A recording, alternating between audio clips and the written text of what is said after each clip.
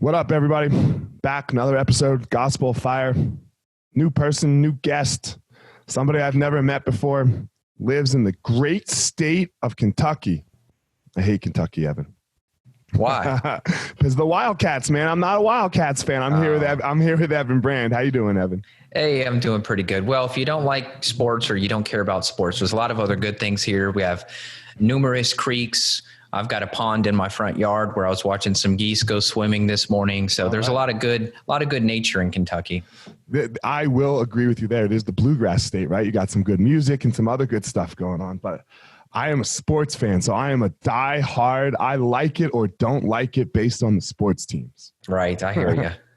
But that is not what we're talking about today. And I don't really hate Kentucky, Evan. So, but here we are. So you tell everyone about you. You are a functional medicine practitioner, yes? Yeah, so I started out struggling with health issues. I went to business school, but had so many digestive problems that it was hard for me to go to school, basically. I was running from bathroom to bathroom because I had IBS issues and went to the conventional doctors. Of course, all they know how to do is, number one, create an idiopathic diagnosis like IBS. Idiopathic has the word idiot built into it, meaning we don't have a clue what's wrong with you, but here are some prescription drugs you could try to take to help calm your digestive issues down. I knew that it wasn't a deficiency of drugs causing my problems, so I denied all the prescriptions. And then I went down the paleo diet rabbit hole, got rid of gluten, got rid of dairy, really focused on cleaning up my diet. I got somewhat better, but not fully better. Found out this whole thing called functional medicine, which is where you use advanced lab testing to investigate your health problems. And these are tests that are 20 years ahead of where the gastro doctors are. There's a lot of new tests on the market that you can investigate your gut and look for parasites and worms and bacterial infections and candida. And turns out I had a ton of stuff wrong with my gut. So I then created an herbal protocol to knock all those infections out of my gut. And then I got my health back. I was depressed for as long as I could remember. The clouds over my head lifted when I got my gut improved. Anxiety issues disappeared overnight after I killed the infections. So now what I do clinically is I work with people around the world it's a phone, FaceTime, Skype, Zoom-based practice. It's a virtual practice. I send lab tests to people who have health complaints to their door. They do the labs like saliva, stool, urine. They mail them back to the lab, and then I help them review the labs, and then we make a protocol to fix the issues. Okay, man, that was a lot. Let's back up. What was it like for you before all of this? Like, what was your childhood like? You said anxiety, depression, all kinds of stuff. You grew up in Kentucky? I did. Yeah. I was born and raised in Kentucky. I moved to Vegas when I was 12. I lived there about 6 years. So I went to middle school and some high school out in Vegas, which was totally different. It forced me to become really good at making friends, and it forced me to be social because, I could do the math, but I think I went to either 3 or 4 different middle schools and 3 or 4 different high schools. So I had to be able to make a good impression quick, and either people loved me or they hated me generally. So I had to get good at being social. But childhood was great, except for looking back, I was spending a lot of time in my grandmother's basement as a kid, and her basement had flooded on several occasions. And after diving into functional medicine and creating a lot of friendships with environmental medicine people, mold is a huge problem. And if you have a water leak in a basement or anywhere and it doesn't dry in 48 hours, you've got mold growth in your house. And, us modern humans, we spend 95+% of our time indoors. So if you're breathing in mold toxin, there was a reason I was always depressed in her basement. It had nothing to do with me being depressed about grandma. It was, my grandparents are awesome and they're still alive, luckily. But it was the mold. So I was breathing. Still alive. How old are you? I'm 29. Okay. Right, so one of my grandparents is still alive at 29. Yeah. Grandparents are getting close to their 80s. Okay. My parents had me young. So long story short, mold toxin is a huge epidemic problem. Even the Environmental Protection Agency estimates 50% of all buildings in America are moldy. And if you breathe that in, mold toxin suppresses your immune system. Hence why you can develop all these infections I talked about with my gut. So there's a guy named Dr. Richie Shoemaker. He's been treating mold illness for 25 years. You look at every epidemic issue in America. Number one best-selling drug in America right now is a bipolar medication called Abilify. So what does that tell you about our society? We're mentally sick. Of course, there could be a whole 2-hour debate about why, but my argument based on what I'm seeing clinically is it's due to toxicity, toxins in the food, which is why it's important to eat organic if you want your brain to work well. And then, of course, toxins in your home that you may be breathing in, or cleaning chemicals, or chlorine in the tap water. I mean, there's just so much stuff we're up against these days. And so that all kind of contributed to my issues. But now, I'm past it. So I've got a pretty good grip on what are the puzzle pieces that can affect people mentally, spiritually, physically, what affects sex drive, what affects sleep. I mean, there's an answer to all of it. So you have no health issues? I'm getting better. I got really sick from mold about 2 years ago, and I was so dizzy, for a year before I figured it out. I had a friend of mine named Dr. Jack Wolfson, a cardiologist, a great guy. I told him, Jack, I'm waking up dizzy, and my blood pressure was getting weird, spiking up and down. And he texted me back in all caps, mold. I thought, there's no friggin' way. I had just built a brand new house. There's no way I've got mold. Sure enough, he was right. We had a mold issue in the crawl space, and I was down there, looking around, trying to figure out what was going on. I must have breathed in a large amount of the toxin. So I'm still recovering from that, but I'm over the hump. I'm much less dizzy than I was. My sleep is better, which was previously terrible. I had joint pain and random other symptoms associated with it. So no, I'm not perfect, and I don't think anybody will be, but I'm stable enough to hustle hard and, be a good father, take care of the kids, take care of the wife, all that. All right. So what, when you, sorry. So you said when you were coming up, like when you were young and you went to college and stuff, it was pretty debilitating, right? What is that accurate? Yeah. I mean, I was functional, right? Like I was able to wake up, get out of bed. So some would argue that's not debilitating, but it was to a point where, when I would enter business school, the first thing I had to do was figure out where the bathroom was, because I may have to run and go poop right in the middle of class. And that was due to I had parasites. I had Giardia and Cryptosporidium. These are waterborne parasites. You get them from swimming in rivers and creeks and playing out in the lake and doing stuff that, I was always out on the water in the summertime, going tubing at the lake.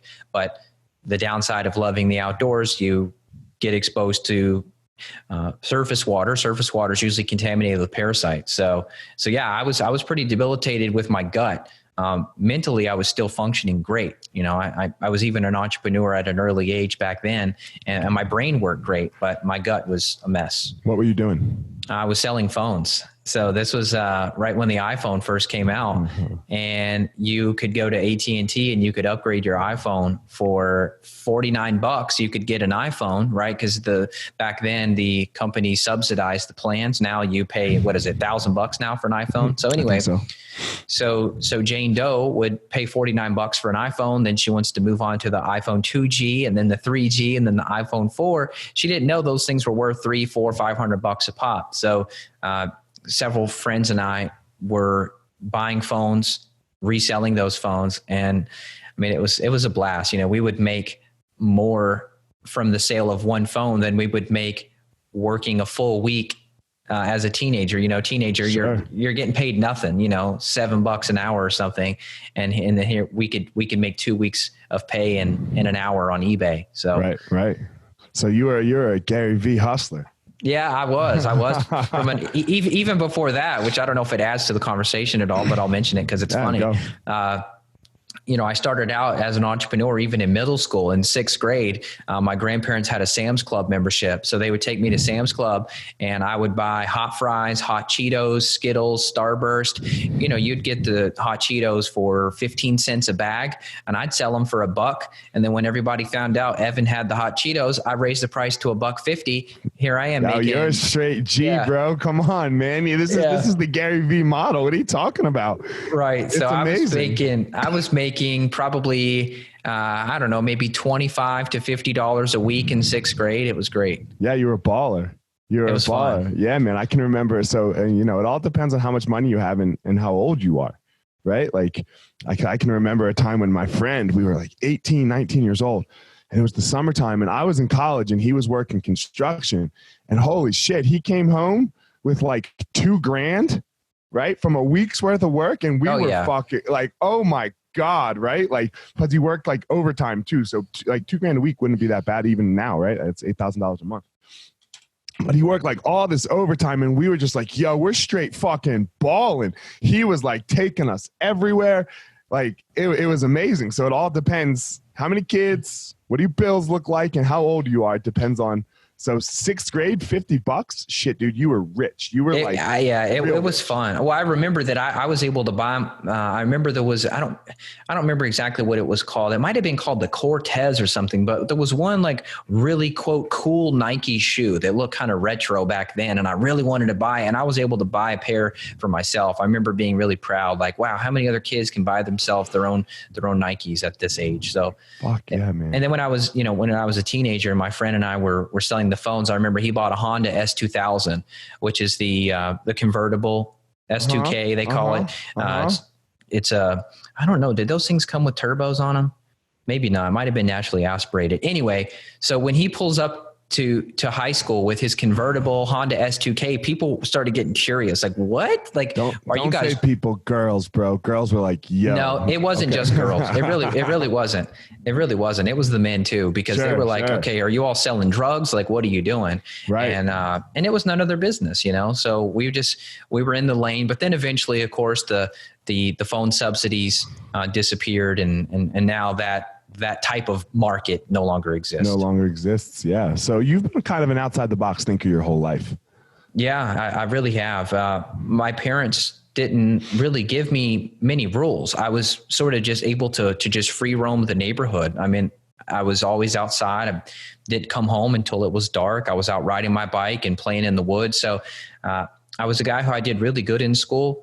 I was always A and B's, but I never read the books. I never bought any books in college. I never studied. I just crushed the homework and got it done. I would do the homework in the easy classes in the afternoon. I would do the homework from the harder classes. So by the time I got home, I had no homework. I could just go play. Right. Sorry. Yeah. So I was kind of anti-education. I was one of the guys who I really didn't want to go to college. I was the kid in class who the teacher says, raise your hand, who's going to college? And I didn't want to raise my hand, but I kind of just halfway, like out of peer pressure. Oh yeah, college. But I quickly learned that college, especially business school, doesn't teach you anything about business. So I dropped out, after a couple of years.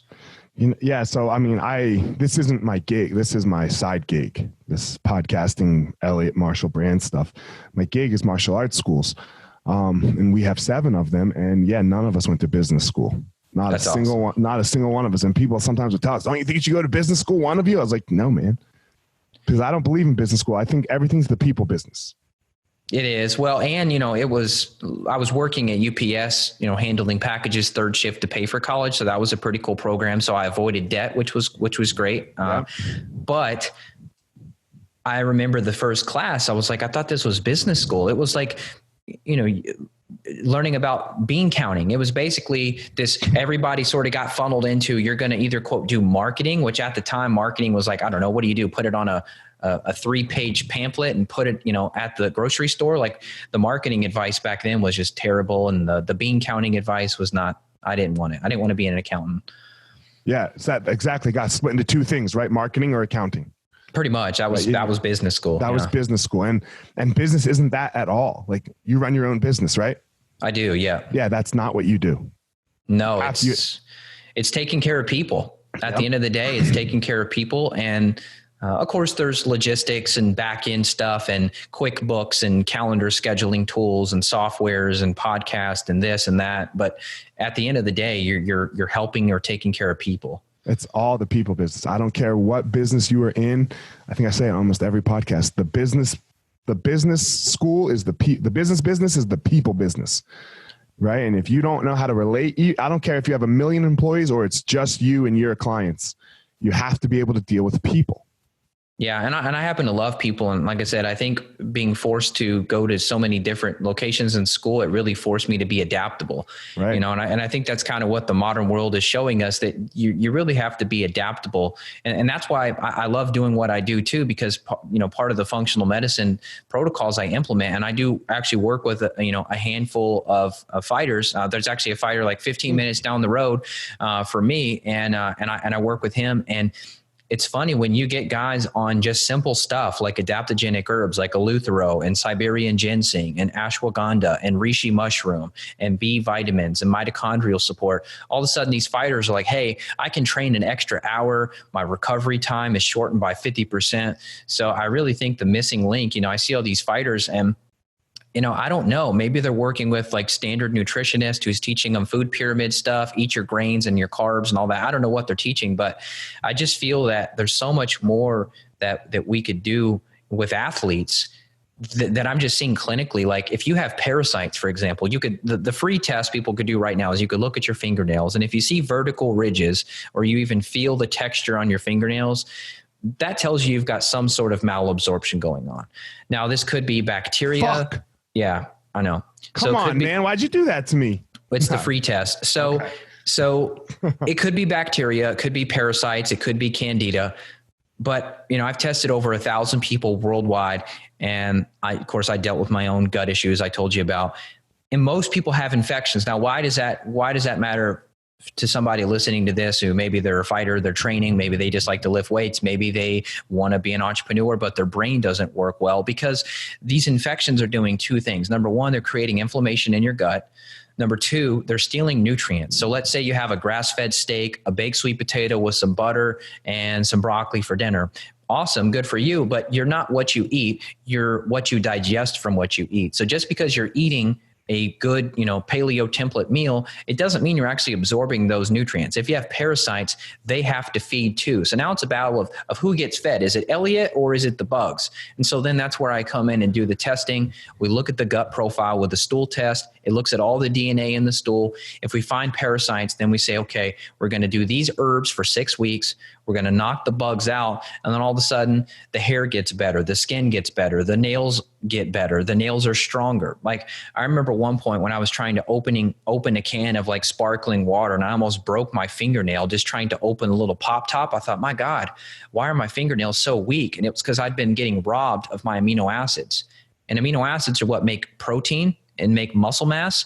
And amino acids are it's the building block of everything. That's right. It's the building block of neurotransmitters. So, when you think of somebody who's like, oh, I'm just so depressed, people think, oh, well, you just need to go for a run or you got to get toxic people out of your life or whatever, right? People mention all these lifestyle strategies, but because they're not clinicians, they miss the point. You could do all the lifestyle. I'm going to meditate. I'm going to be positive. I'm going to read these inspirational quotes. Okay, fine. Do all that too. But if you've got gut infections, you can't beat the depression because you don't have enough amino acids to actually make dopamine and serotonin and your endorphins. So I get annoyed when I see people, and it's not their fault, right? It's just that you don't know what you don't know. So I just get annoyed when people get labeled as like lazy or you just need to, pull your bootstraps up and just push forward. It's like you can't push forward if you have gut infections robbing you of the very building blocks of your human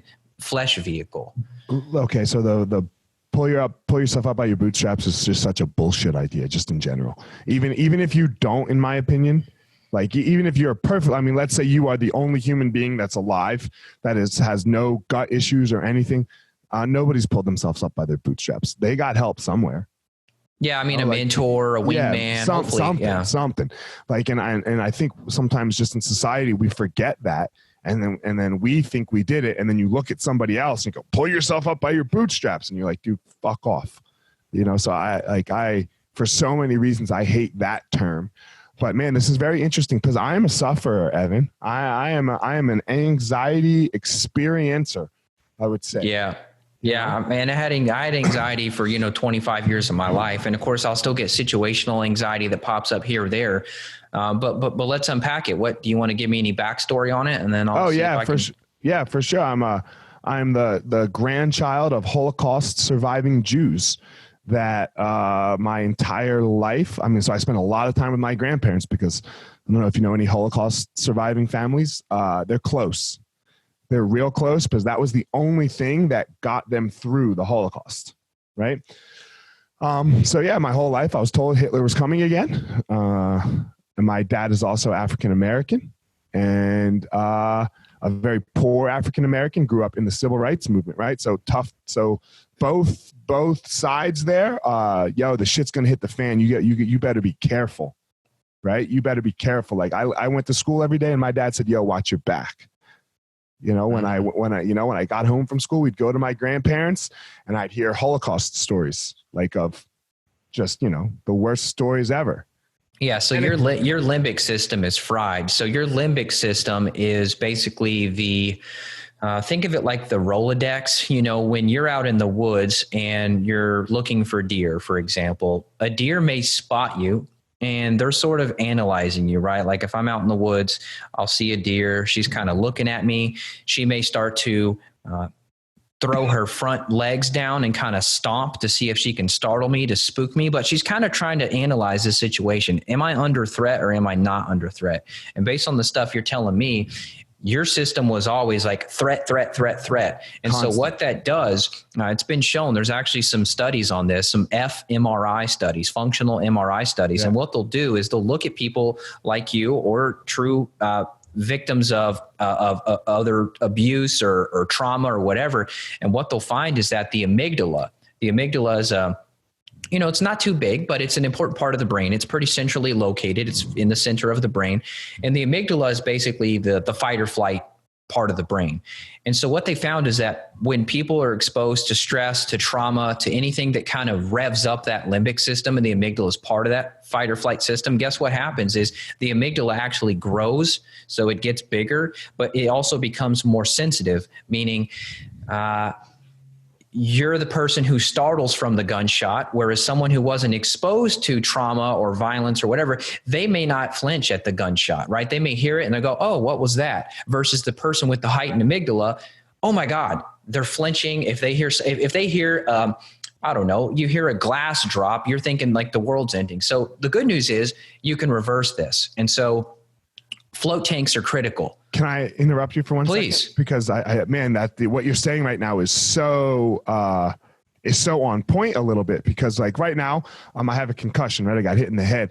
So I'm not cognitively functioning super great. And my anxiety's up just because. Yeah, concussions cause anxiety too. My daughter actually had a concussion, unfortunately, when she was 2. She pushed herself back out of her high chair and she smacked her head on the floor. It was terrible. And she had anxiety. She had light sensitivity. So of course I'm not your practitioner, but if you were working with me, I would say, man, you can't afford any more concussions based on your nervous system, because the more those hits are cumulative. It's not like you take a hit, recover, unless you're just doing hyperbaric oxygen every single day. Maybe you could recover your brain. But I mean, you're definitely at increased risk. So I probably had 10, bro. I was a fighter. I have 20 fights. Oh yeah, that's. No, but it's just my life. It's it is what it is. Well, I currently have one, and what I was gonna say was, like right now. So that means my anxiety's up, right? So it's making so much sense to me. Like, man, I'll be driving down the road, and like a fucking motorcycle goes flying by, and that loud noise, right? Yeah. And like normally I'm like, yeah, whatever. There's a fucking motorcycle, and like last night it happened. I was like, oh shit. Like, your startle reflexes. Yeah, I was like, what the fuck? And then I get mad at myself because I'm like, Elliot, what the fuck, bro? That was a goddamn motorcycle.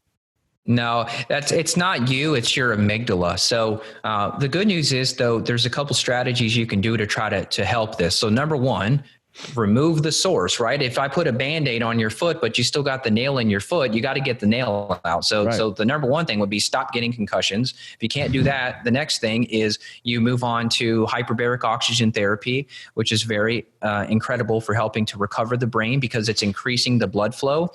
And then the next strategies would be more herbal medicine stuff and nutritional medicine. So specifically, there's a form of magnesium that we use in clinic called magnesium L-threonate. Magnesium L-threonate, it's the only form of magnesium that crosses the blood-brain barrier. So I have a version of it called Calm Clarity.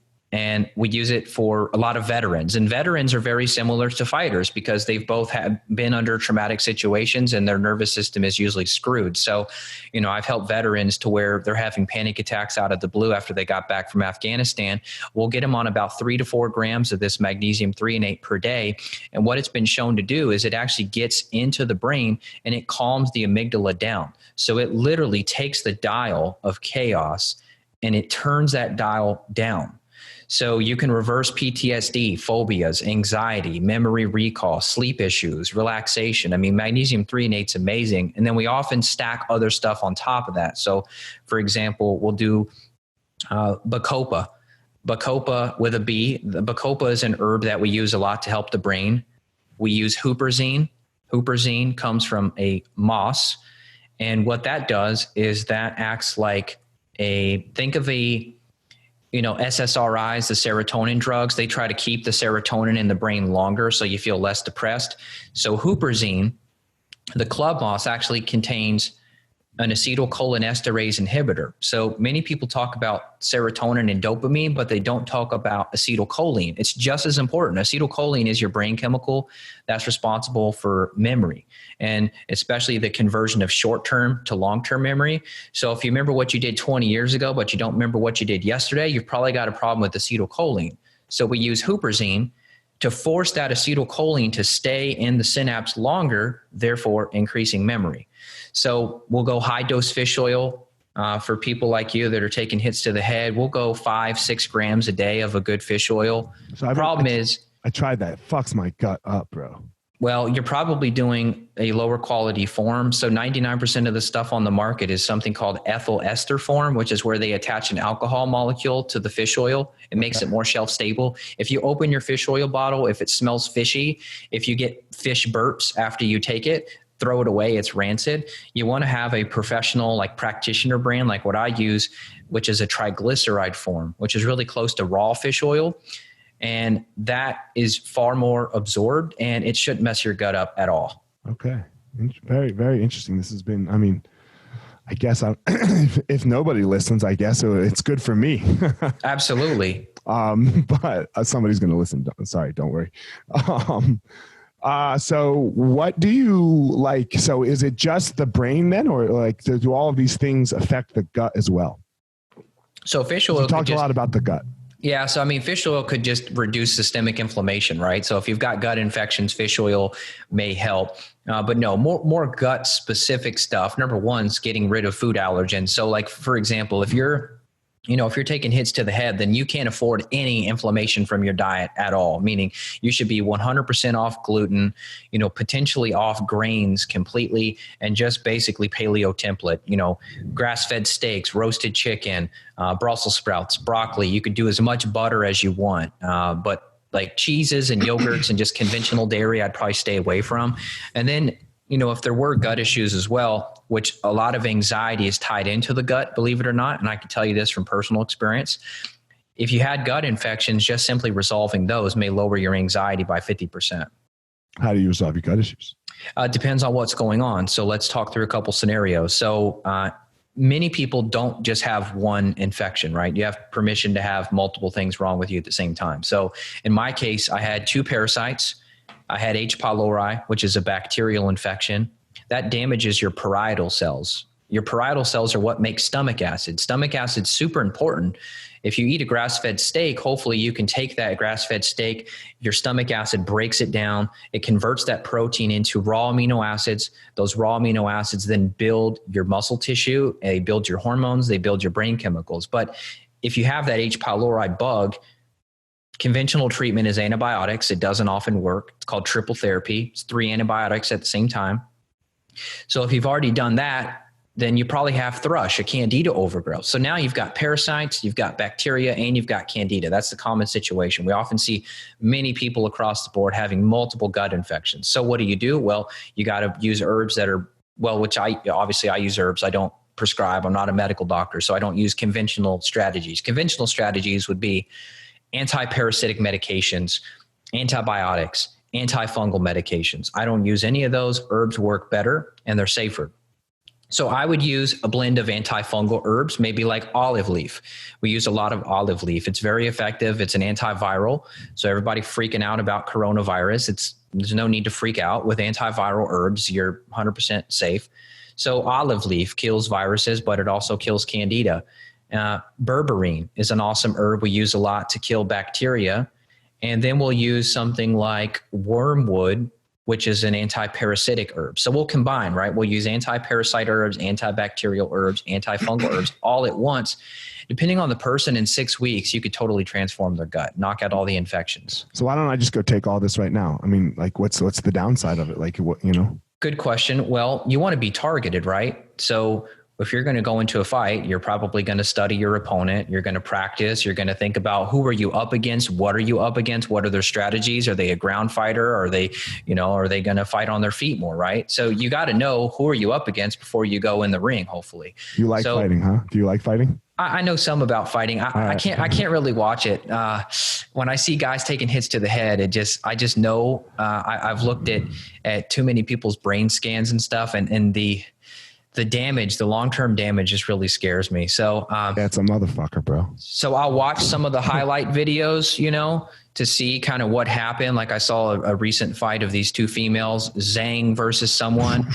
And this lady, Joanna, it was this weekend. Joanna Jędrzejczyk, yeah. Her forehead was so swollen. I cringed. I was like, this poor girl, how is her brain after this? I cringed too, man. Yeah. Like so, I hate fighting.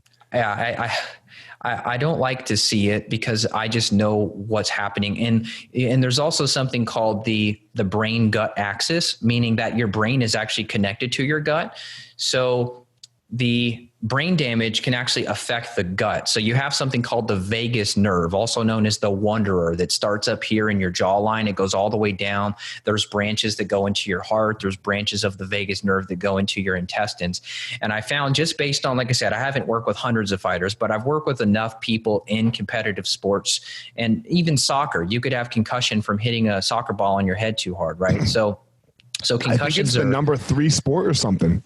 I believe it. Yeah, so, it's really high, soccer. But what we've seen is that a lot of people who've taken hits to the head, they often have gut issues, constipation, diarrhea, bloating, stomach pains in general, just digestive issues, food allergies. And so when I look at these people taking hits to the head, I hate it because it's not just their brain. It's not just their emotions that get affected. It's their gut. And that, of course, is where all the magic happens. So to answer your question, why would you not just go take all those herbs? Well, because you want to be targeted. Like, fine, if you want to do a shotgun approach, take every herb I recommended and go do it. You're not going to kill yourself.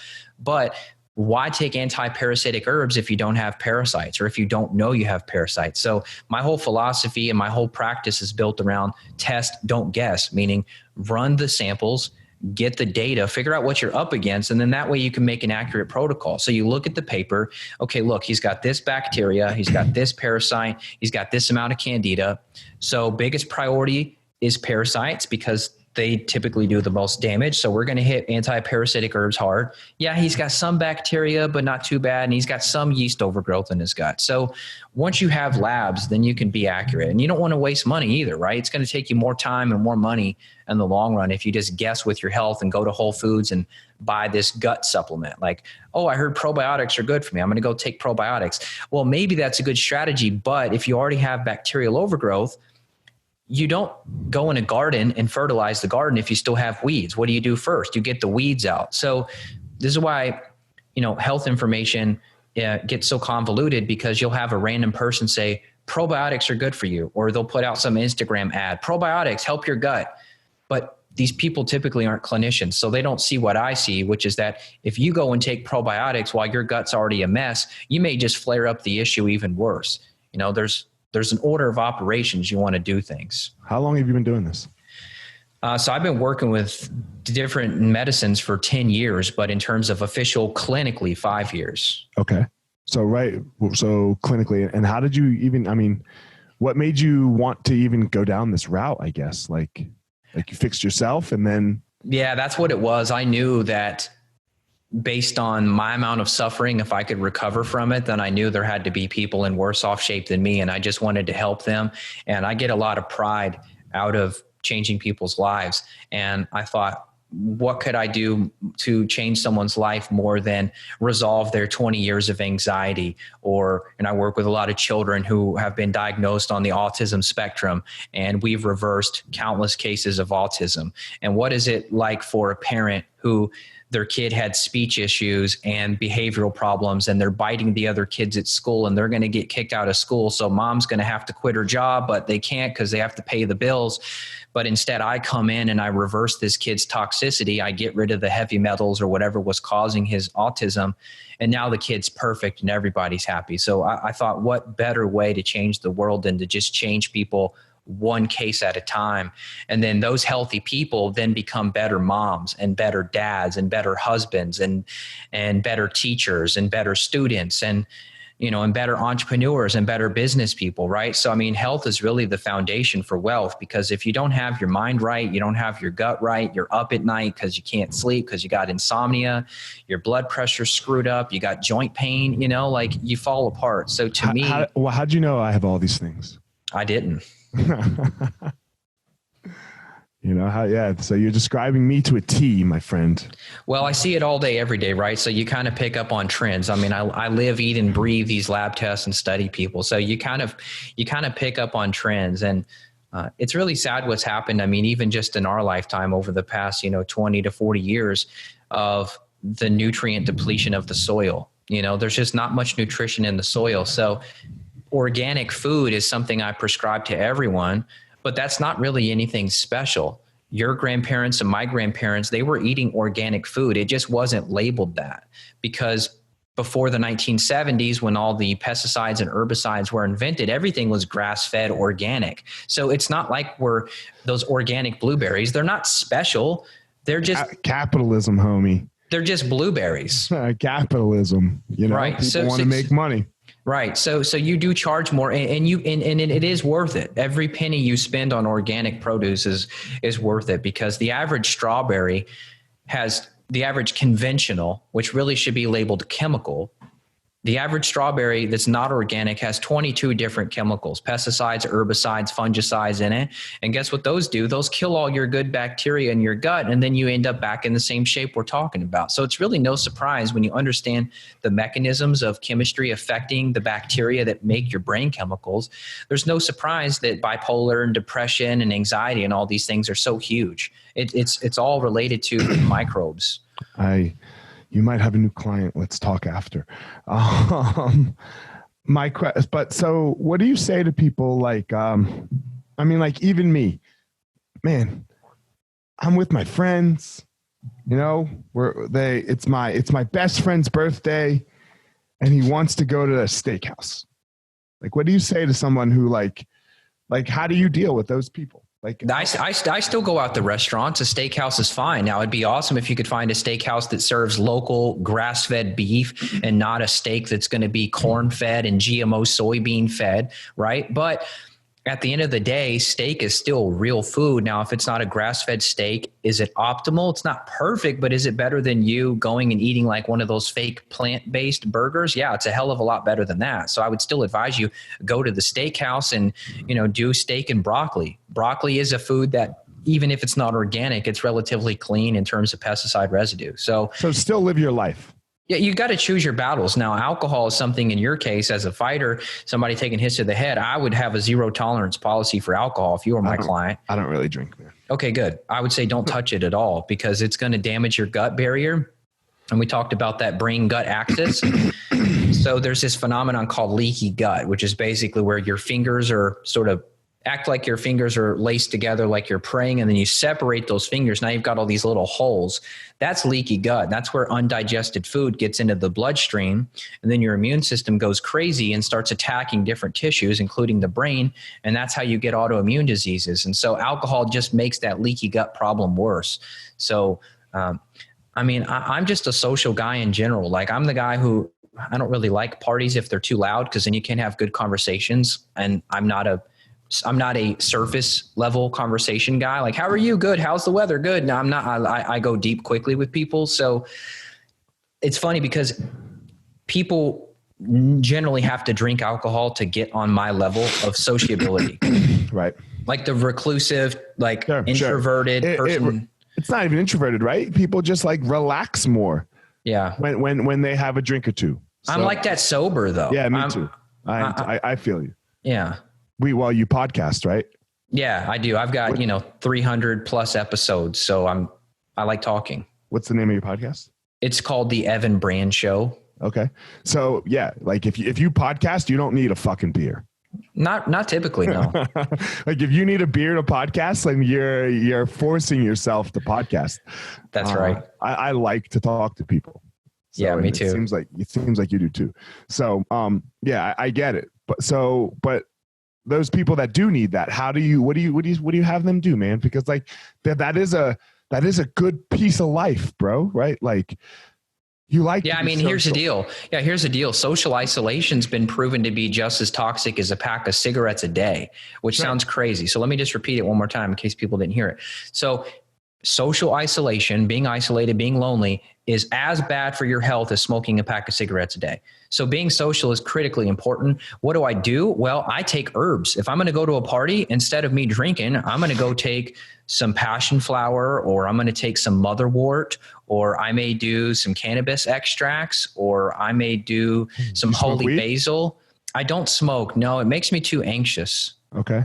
Are you against smoking weed? I'm not against it at all. No, there's been long-term studies on people smoking cannabis specifically, and it may actually protect the lungs, not damage the lungs at all. Now, I don't recommend doing like a tobacco wrap or anything like that. I would do it with glass or something. But no, I think smoking is perfectly fine. It's just, for me, I just don't feel as well. If I'm going to use it, I'm going to go for a vaporizer or a tincture or something like that. Gotcha. And let's be clear, everyone, we're talking about smoking weed, not fucking cigarettes. That's right. Yeah. So don't smoke cigarettes. Yeah, please don't. So there's a chemical in cigarettes called acrylamide. I also measure a lot of toxic chemicals on people. And when we have people that have these weird brain symptoms, we'll run their urine. And it's funny because it's a lie detector test, right? The labs I run are lie detector tests. So if I can tell if you're eating gluten based on your stool test, by the inflammation and some other markers. And I can tell if you're smoking cigarettes by all the chemicals, or I can tell if you're not eating organic because I'll measure all the pesticides in the urine. So I love the labs because it really forces people to be honest with me about their lifestyle choices. Sure. But to answer your question about what do you do? Well, if you're going to go to a party and you don't want to drink alcohol, passion flower tincture is amazing. You could do California poppy tincture. It's super relaxing. There's a lot of plants that you could use that they've been around far longer than alcohol. I mean, Native Americans, they had a whole, satchel full of different plant medicines that they would use for spiritual purposes and ceremonial purposes and dancing and whatever. So my go-to would be herbs. I would take like a shot of holy basil. Holy basil is a great herb for athletes too, because it's really helpful for physical endurance. And it helps you adapt to stress. But holy basil is super relaxing. It's not a sedative. It's not gonna put you to sleep. It's not a depressant like alcohol. People forget alcohol is actually a nervous system depressant. And what it does is it causes a temporary spike in serotonin, which is why you're more social. But guess what happens after that temporary spike of serotonin? The serotonin plummets. And that's why you can't make decisions and you go home with somebody that you didn't actually want to go home with. It's because the serotonin actually crashed out, and you have to have enough serotonin in the brain to make decisions. Man, it's a very interesting podcast for me, man. I really appreciate it. Yeah. What does it look like when people work with you? How long do they have to normally work with you? What does that whole process look like? Yeah, it depends on what's going on and what your goals are. So for me, I told you I got really sick with mold, and it took me about a year to actually get all the mold toxin out of my body using charcoal, clay, chlorella, different detox binders, glutathione. So in a mold case, it takes a year. Now, people don't come to me and say, Evan, I've got mold. Often they might, right? If they know they had a water leak in their basement or something, they may come to me and say, Evan, I think I've got mold. But often people come to me with the front-facing symptoms, right? So it's, hey, I'm chronically fatigued. I'm anxious. I'm depressed. My sex drive's low. I've got skin rashes. I'm having food sensitivities. I eat this and I have this symptom, or headaches, or insomnia, or joint pain, right? So people come to me with the front-facing symptoms, and then I help them to run the labs to figure out exactly what's underneath those symptoms. And then I'll explain to you, okay, here's the 3 reasons why you have anxiety. And then I create a protocol. So, I would say in general, 6 months to a year, you could really change somebody's life. But when it comes to gut infections like parasites, we talked about that, as little as in 6 weeks, you could really knock bugs out, make people feel way better, less tired, less irritable, things like that. Right, for sure. All right, let's we're going to start to wrap it up here, but I do like to ask people this question, especially people that don't know me. Anybody will go, like if Tim Ferriss hit you up, you're going to go on Tim Ferriss's podcast because like the reach there is so huge, right? But I don't know I don't know how big your podcast is. Obviously, I was not aware of it until I met you, and talked to you. I stopped counting once I hit 10 million downloads. So I don't know where I'm at now. And my host, they reset the stats every year, which is kind of annoying. So if I didn't write down the previous year's stats, I lose them. But I was up to 10 million total downloads. My podcast's been live since 2012. Right. So that's okay. That's good. It's good reach, right? I'm not even at 2 years yet of podcasting. So why would you come on my podcast? Why would you do this? Because I'm sure you, somebody who has 10 million podcast downloads, you don't need to do everyone's podcast that reaches out to you. Why'd you say yes? Yeah, I do say no to a lot of people. But for you, the people you had reach out to me said something about you being a fighter. And I thought, okay, this is an opportunity for a guy who, unless his random staff member just searched iTunes and found me, if this guy is truly interested in talking to me, the best people to teach functional medicine and implement these strategies are people who are interested.